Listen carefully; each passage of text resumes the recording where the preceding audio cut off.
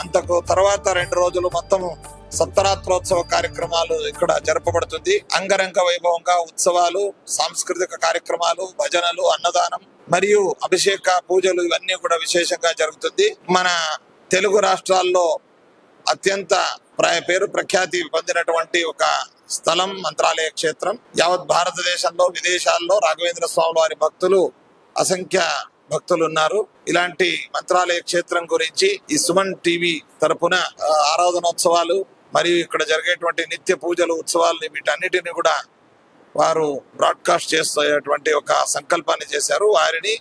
వారి యాజమాన్యాన్ని అలాగే సుమన్ టీవీ ప్రేక్షకులందరినీ కూడా మనసారా అభినందిస్తూ దీవిస్తున్నాం. సర్వే జన సుఖినో భవంతు. సమస్త సన్మంగళాని.